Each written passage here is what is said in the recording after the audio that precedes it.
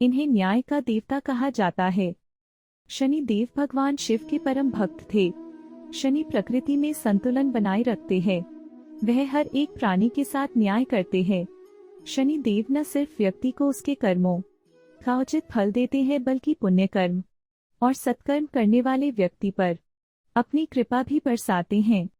उन्हें आमतौर पर हाथों में तलवार और धनुष के साथ दिखाया जाता है, जो दंड देने और न्याय लाने की उनकी क्षमता का प्रतीक है। हिंदू पौराणिक कथाओं के अनुसार शनि देव भगवान सूर्य देवता और उनकी पत्नी छाया के पुत्र हैं। सूर्य पत्नी संध्या के तिरस्कार और माता छाया से बिछड़ने के बाद शनिदेव ने हर किसी से संबंध खत्म कर सूर्यलोक त्याग दिया। मां की याद में भटकते हुए शनि जंगल, रेगिस्तान और वीरानों में घूम रहे थे। इस बीच एक कौवा उनके पीछे पीछे ही रहा।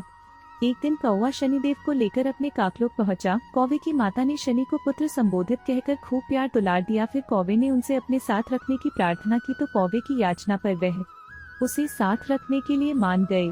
शनिदेव को मुख्य रूप से कौवे के ऊपर सवार ही देखा जाता है, लेकिन शनिदेव के एक तो नहीं बल्कि 9 वाहन हैं और हर वाहन का अपना एक रहस्य है। जानिए शनिदेव के सभी 9 वाहनों का महत्व।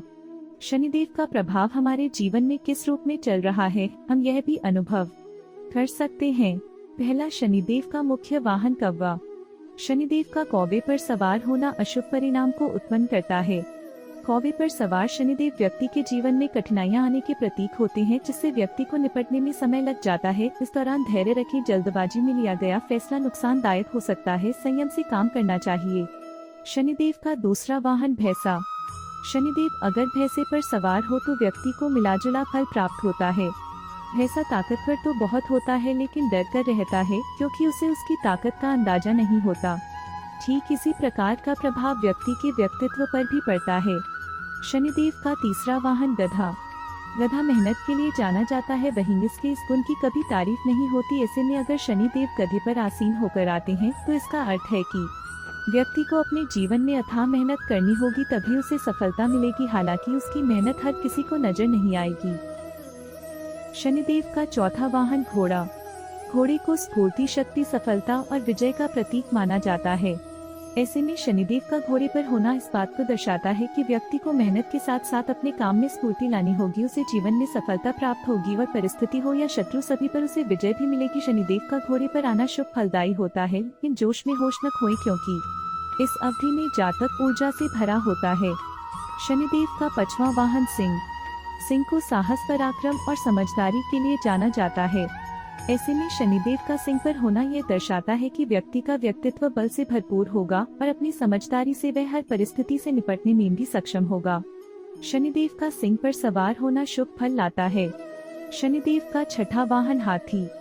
हाथी को सूझबूझ वाला जानवर माना जाता है, लेकिन हाथी कभी भी शांति को छोड़ उग्र हो जाता है। ऐसे में शनिदेव का हाथी पर होना शुभ नहीं बल्कि अशुभ परिणाम का सूचक होता है। ऐसे में व्यक्ति का स्वभाव भी कभी शांत तो कभी उग्र हो जाता है। ये आपकी आशाओं के विपरीत फल देता है। इस अवधि में साहसी बनना चाहिए। शनिदेव का सातवां वाहन सियार।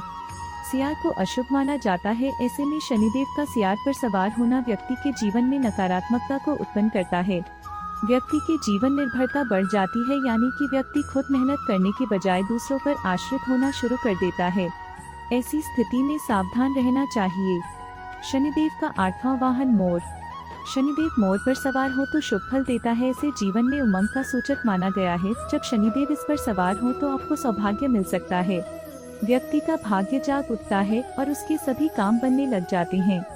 बड़ी बड़ी परेशानी से भी व्यक्ति पार पा जाता है। शनिदेव का नवां वाहन हंस। हंस शुभता का प्रतीक माना जाता है।